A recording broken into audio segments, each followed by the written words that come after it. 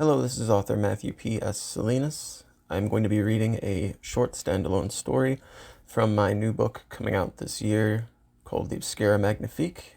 The story that I'm going to be reading from that for you is a standalone story called A Place by the Water. Enjoy. A Place by the Water by Matthew P.S. Salinas. I hadn't slept in over a week. Existence was starting to feel dirty. Not in the usual filthy way, but more of a unclean and abnormal way. My nails and hair were growing unkempt. My facial hair was growing into annoying itchy stubble. It wasn't really a big deal. I had always let my facial hair grow out, but this time it seemed it was also helping to lend to my current misery as well. That filthy, sleepless state of existence I had fallen into. I tried explaining to my friends, to my family, but no one seemed to comprehend. After all, how could they? None of them had ever been to the place I was so fervently trying to describe.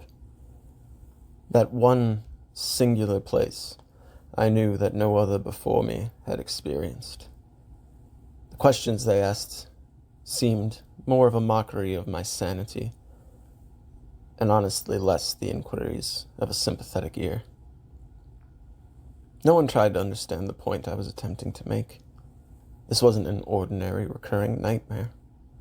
This place was the home of things greater than humanity inside my own mind. This place was the dream that preceded all other nightmares. The one dream which the foundation of all my fears had been layered upon. The ones that consistently clawed at my sanity in the waking hours when I found myself alone.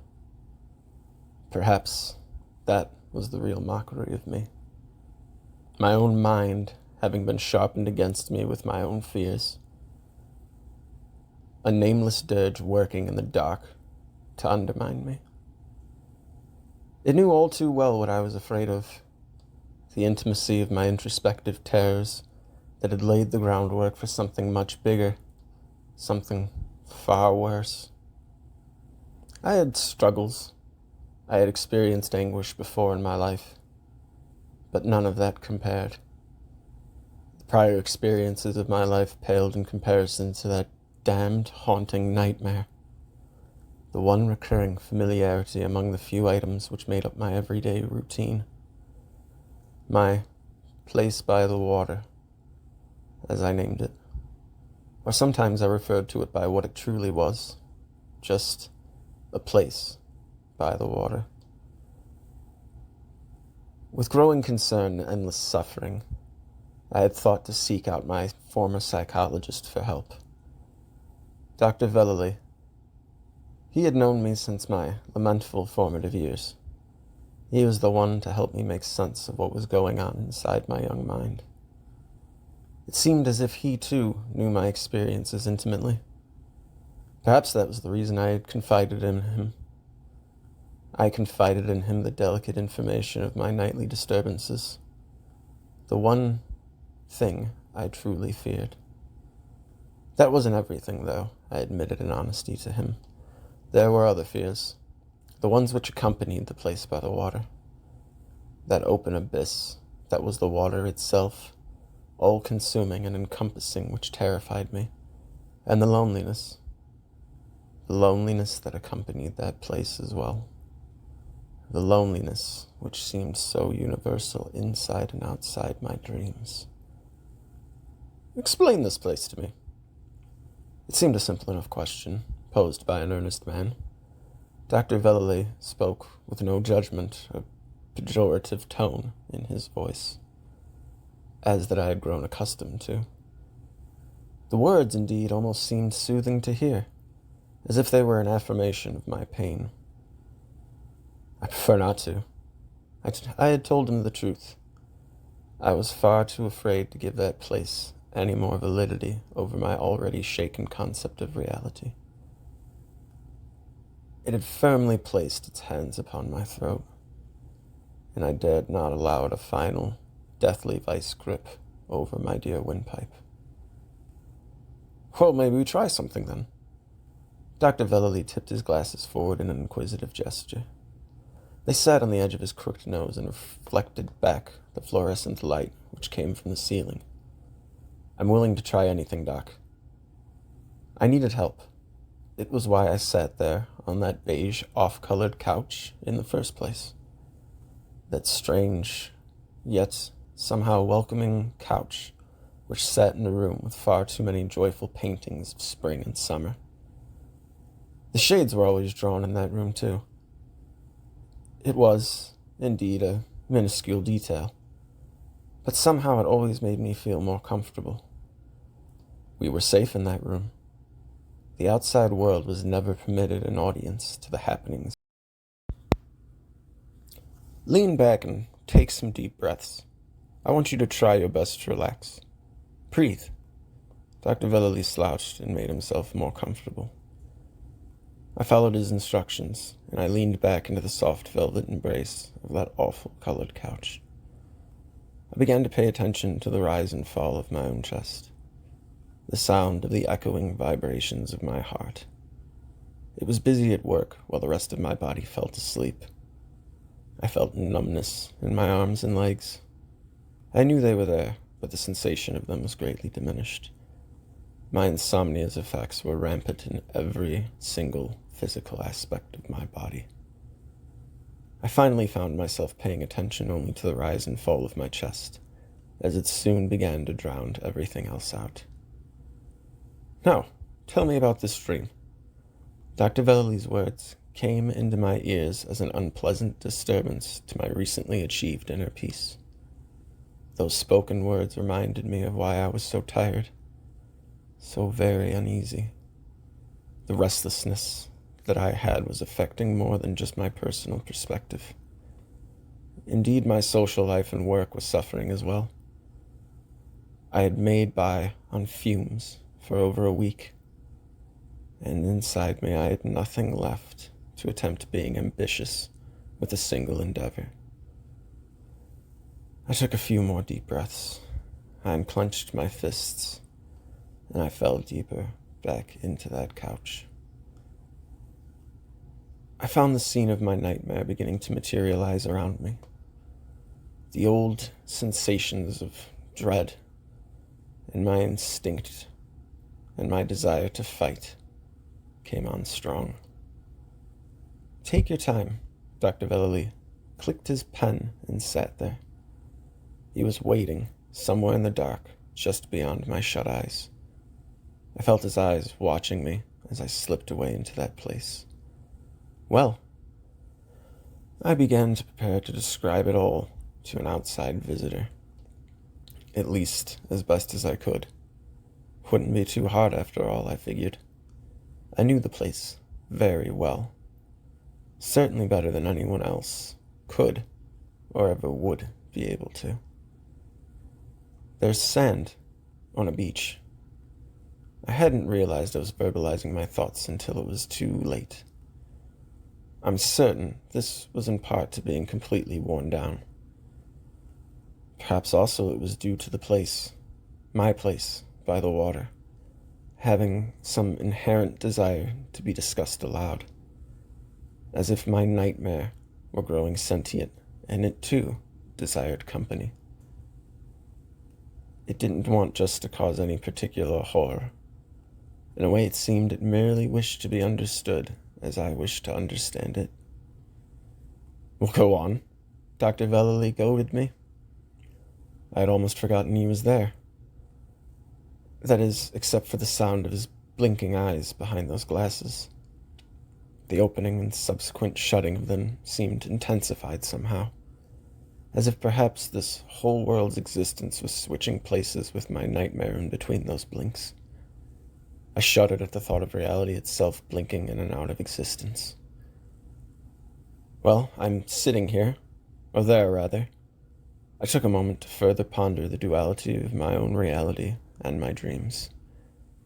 The fragility of existence and belief came down to the mere thoughts of my pondering mind.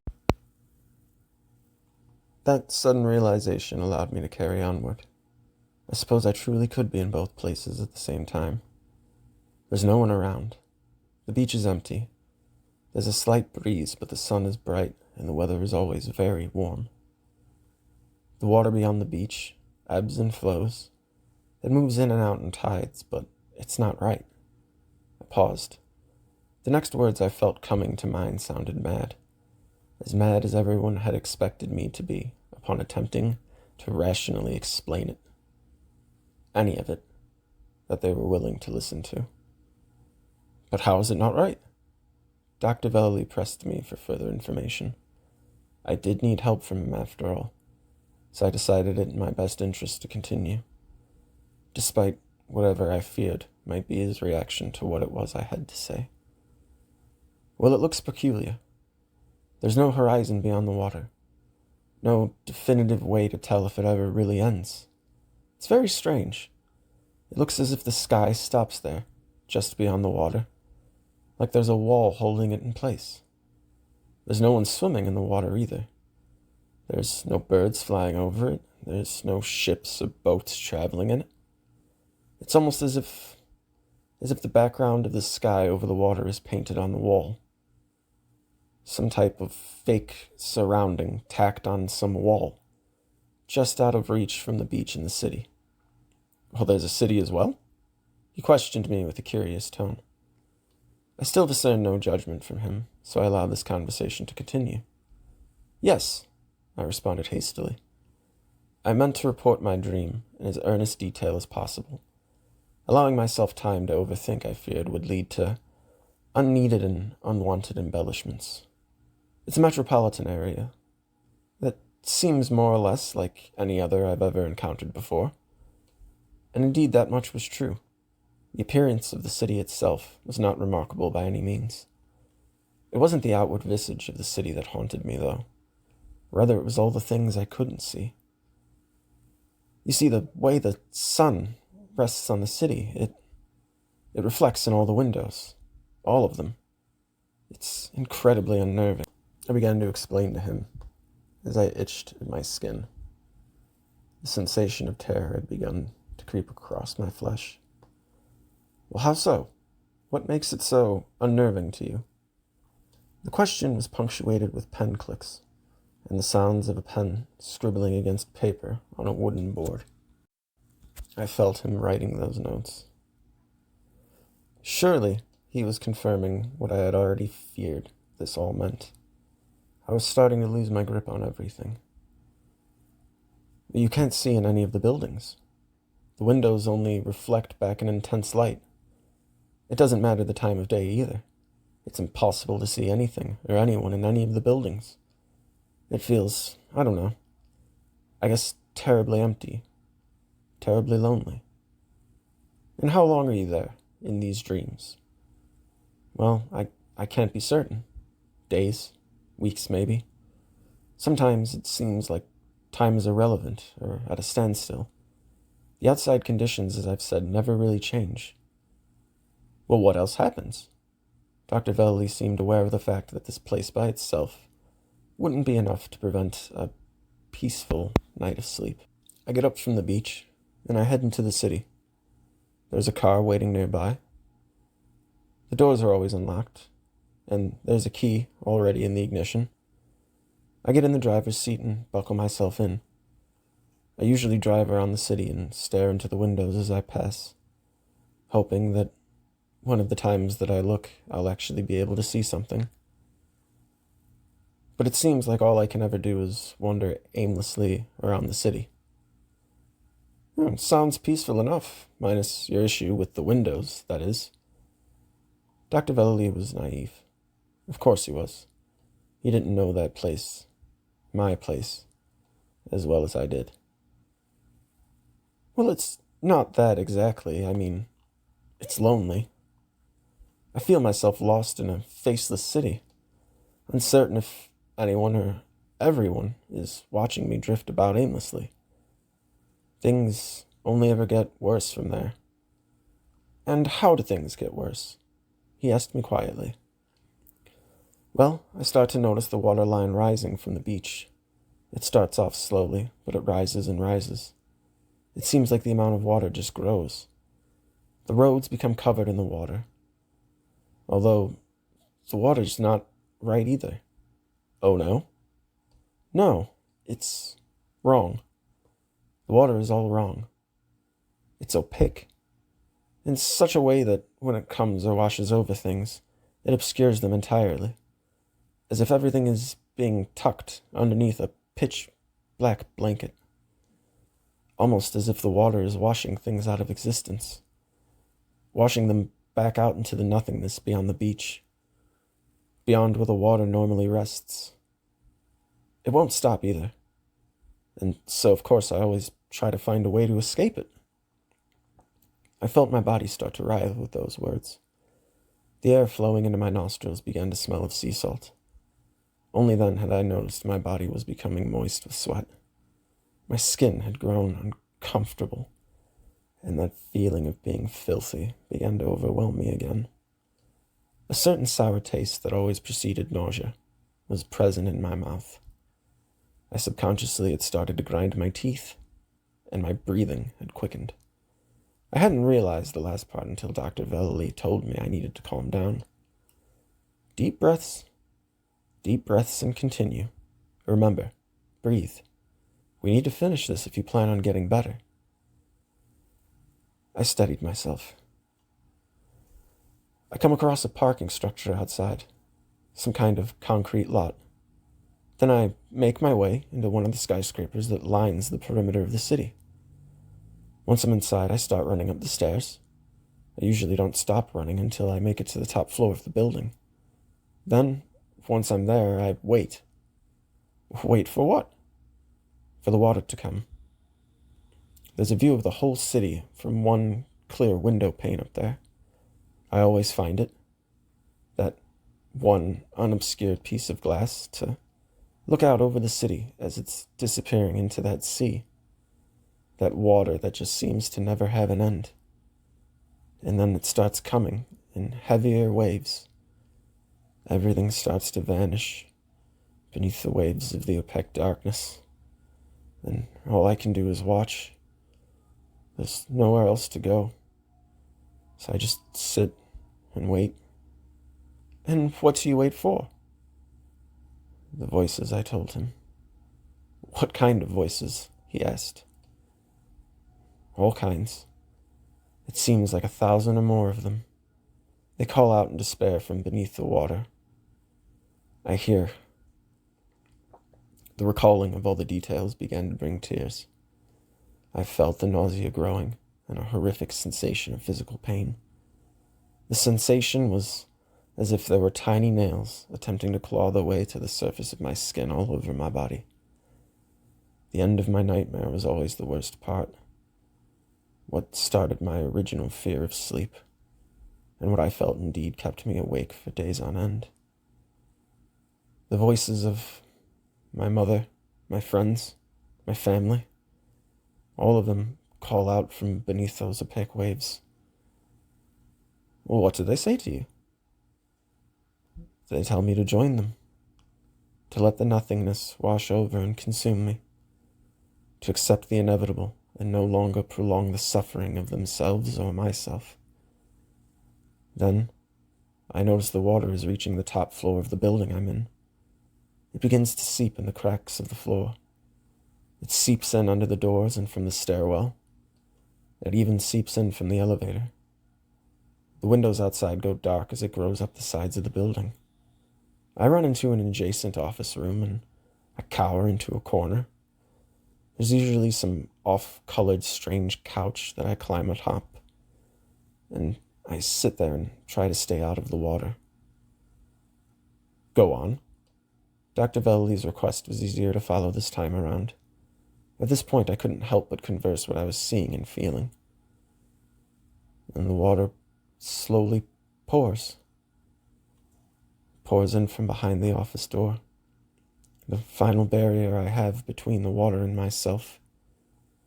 Once the water creeps in and starts to cover the floor, I notice hands reaching up. Hands that come from that encompassing darkness. They're pale and sickly. They look like emaciated hands of skeletons.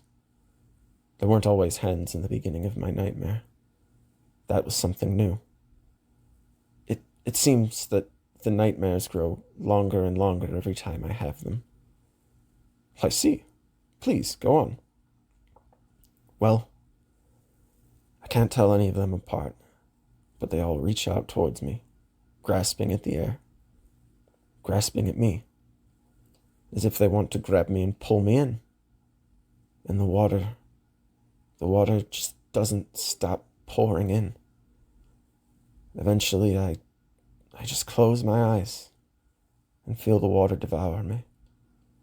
Is that the end of the nightmare? No. No. I feel like I'm falling into the water, being pulled against my will. I feel the cold, thick water flowing into my throat and lungs. But even that doesn't feel right. The water's sticky and so dark. At this point, it smells almost smoky, to be honest. It reminds me of the smell of the asphalt that used to come off the playground blacktop back in my school days during the hot summertime. Then I just sit there, and it never ends. I don't die. I just join all those voices and hands in the abyss. I join them all in the place by the water. My eyes see nothing, and my body goes completely numb. Yet I feel a pain deep down inside me. A pain that stays long into my waking hours.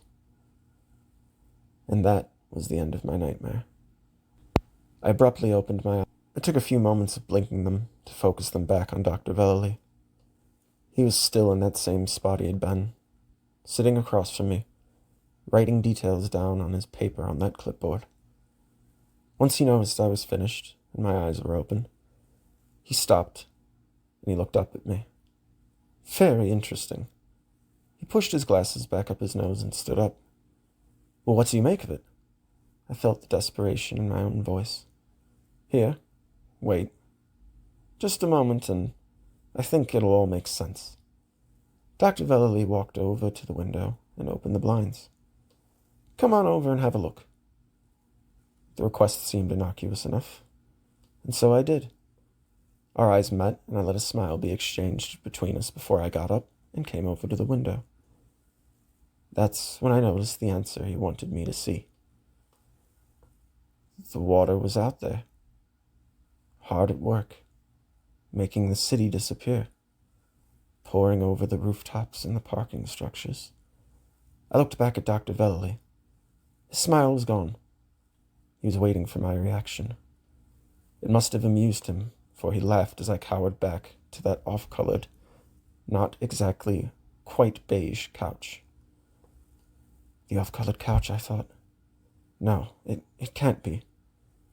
I began to feel like a fool whose insanity was claiming him here and now. The words came, but I dared not speak them. Yes, you are still in the place by the water. You've never left. That's impossible. The absurdity of it was easy enough to reject for the moment. Every fiber of my being fought against the possibility of that statement being true. You could just join us already, instead of doing this to yourself over and over again, making me do this to you over and over again. What do you mean? I'm not... I began to think it out again. I thought hard about the empty city, the loneliness, the water that seemed more like black syrup. It's tar, isn't it? Yes, I'm afraid so, chap. Dr. Vellely answered while taking his glasses off and placing them on the desk. The environment around you, it's subjective to you and you alone. The person here always gets to choose the scenery. It's the least I can do to help make the adjustment more comfortable. He laughed with that statement. The reality of it all had begun to set in. I had found the source of my nightmare, as it were. I now knew the cause of my perpetual aversion to sleep. I gulped. I'm permanently asleep, aren't I? Well, that's a nice way to phrase it. Dr. Valley responded with a childish grin. This place, then. This place is... I couldn't bring the word to my lips. Speaking it was forbidden. I knew where I was, and so did this impostor playing my childhood memory of Dr. Valley. For a moment I felt this place was far worse than just a place by the water. Yet I now knew it was one and the same. It was the home of abandoned hopes and people, a hole devoid of love or life. So, Dr. Valley spoke, with a devious smile gracing his lips. His eyes held an inhumane contempt and fury. He peered down to his clipboard. I glanced downward at the desk to read the top of the paper he had been scribbling on. Notes for improvement, it read. He opened his mouth to utter one last phrase. Now, explain this place to me again. He laughed at me, and I cowered further into the couch. Tell me, what makes this all so horrific for you? The end.